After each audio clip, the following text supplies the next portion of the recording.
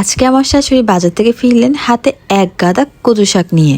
আসসালামু আলাইকুম সবাইকে। সবাই কেমন আছেন? আশা করি সবাই ভালো আছেন। কচু শাকগুলো এমন ভাবে এনেছেন যেন মনে হচ্ছে বাজারের সব কচু শাক তিনি একাই নিয়ে এসেছেন। আর শাকগুলো দেখে মনে হচ্ছে এইমাত্র জমি থেকে তুলে আনা শাক। আর এইখানে কচু শাকের সাথে সাথে কচুর পোপাও ছিল।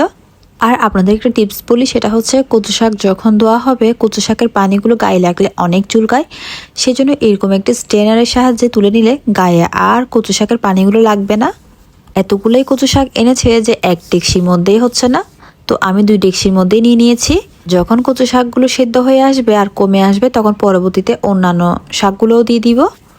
আর কচু শাকগুলো দেখতে অনেক সুন্দর লাগছে। কচুর বাবা রান্না করলে এমনিতেই মজা হয়, তার উপর যদি টাটকা হয় তাহলে তো কথাই নেই।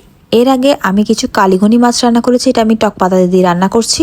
এই যে পরিমাণ মতো পানি দিয়ে দিয়েছি, আর মাছের গায়ে যাতে সব ঝোল লেগে যায় তাই আমি ঘুরিয়ে ঘুরিয়ে রান্না করছি। কচু শাক আমাদের বাসায় সবাই অনেক পছন্দ করে, তো যে পরিমাণে রান্না করি কচু শাকটা কেন জানি খাওয়া হয়ে যায়। তো আমি আমার শাশুড়িকে বললাম এত শাক দিয়ে কি করব।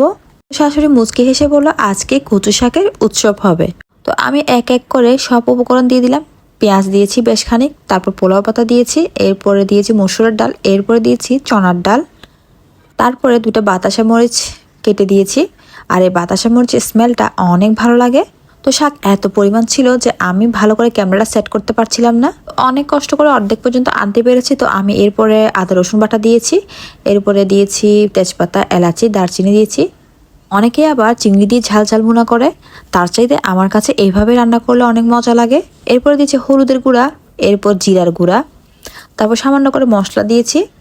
এরপরে বেশ খানিক টক পাতা দিয়ে দিয়েছি, আর দিয়েছি শুকনো মরিচের গুঁড়া, এরপরে দিয়েছি টমেটো।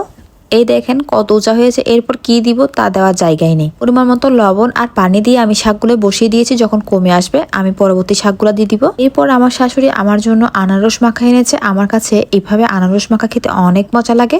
এরপর আমি কিছু মুরগির হাড় নিয়ে নিয়েছি, এগুলো দিয়ে চনার ডাল আর কদু দিয়ে রান্না করব।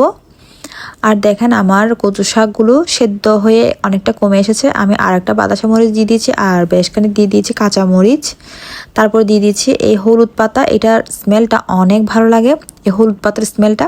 এবার আমি চনা ডালটা রান্না করে নেব। তো সবগুলো উপকরণ ভালো করে কষে নিলাম, আদা বাটা রসুন বাটা সব কিছু দিয়ে ভালো করে কষে নিয়েছি। এরপর দিয়েছি আমি হলুদ পাতা, তারপরে দিয়েছি কাঁচামরিচ বাটা। তো সবগুলো ভালো করে একসাথে মিক্স করে নিলাম। এরপর আমি পোলাও পাতা দিয়ে দিয়েছি। হলুদ পাতা আর পোলাও পাতা যে কোনো তরকারিতে দিলে অনেক সুঘ্রাণ বের হয়। এরপর আমি মুরগির হাড়গুলো দিয়ে দিলাম, এরপরে দিয়েছি বেশ খানিক টক পাতা। এরপরে আমি চনা ডাল দিয়েছি, আর কিছুক্ষণ পর দিয়েছি বাংলা কদু। এরপর সব উপকরণ ভালো করে মিক্স করে নিব। এভাবে চনা ডাল দিয়ে কদু রান্না করলে অনেক মজা হয়। তো আমি বেশ খানিক রান্না করেছি, বড় ডেকচিতেই রান্না করেছি। তো কিছুটা তুলে রাখবো রান্না করার পরে, যাতে সকালের জন্য খেতে পারি পরোটা দিয়ে। এরপর পেঁয়াজ আর রসুন দিয়ে আমি কচু শাকগুলো বাগার দিয়ে দিব। তারপরে কচু শাকগুলো ভালো করে গুটে নিব, এই যে গুঁটা হচ্ছে। এরপরে আমি বাগারটাও দিয়ে দিব। এরপর চনা ডালটাও রান্না হয়ে গিয়েছে আমার, দেখতে ভীষণ সুন্দর লাগছে, খেতেও কিন্তু ভীষণ মজা হয়েছে। এরপর মাছটাও রান্না হয়ে গিয়েছে। আজ এই পর্যন্ত, সবাই ভালো থাকবেন, সুস্থ থাকবেন, আল্লাহ হাফেজ।